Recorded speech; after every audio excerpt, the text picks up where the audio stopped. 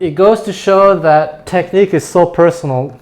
You shouldn't be thinking in terms of which technique is more versatile. You should be thinking more in terms of what kind of lines you want to play. If you use the old technique, then you can play all the lines that the old players played. But if you're going for something far more intricate, then you might want to explore some sort of hybrid technique or just the modern technique. And furthermore, okay, when you play on an archtop guitar, it's true that, let's see, it sounds better when you have some sort of floating technique.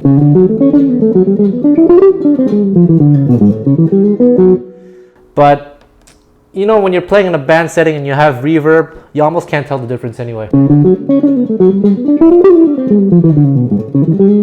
So I'm not with a band here, so maybe you could hear a difference. But imagine there's drummer, piano player, bass player. It will drown out the resonance anyway.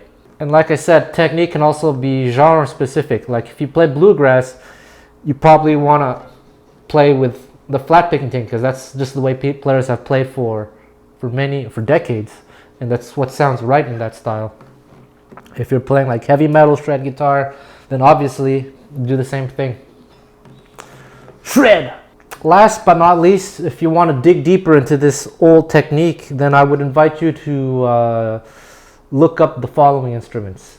So I'm not exactly sure how to pronounce this, but there's an instrument that's about over 2,000 years old from Persia, B-A-R-B-A-T, Barbat.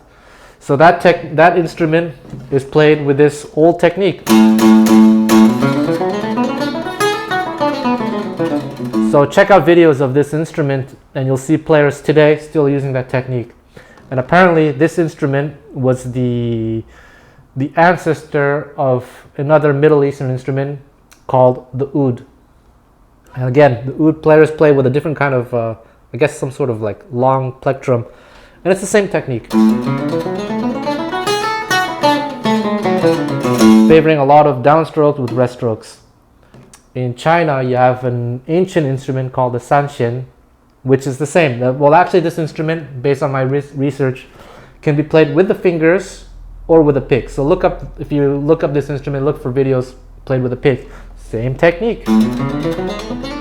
And then that instrument apparently inspired the shamisen in Japan, where they use this huge plectrum, and it's the same technique. In Okinawa, they have the sanshin, same technique. In India, they have the sarod, same technique. So it's been around for thousands of years, and it's still in use today in those instruments.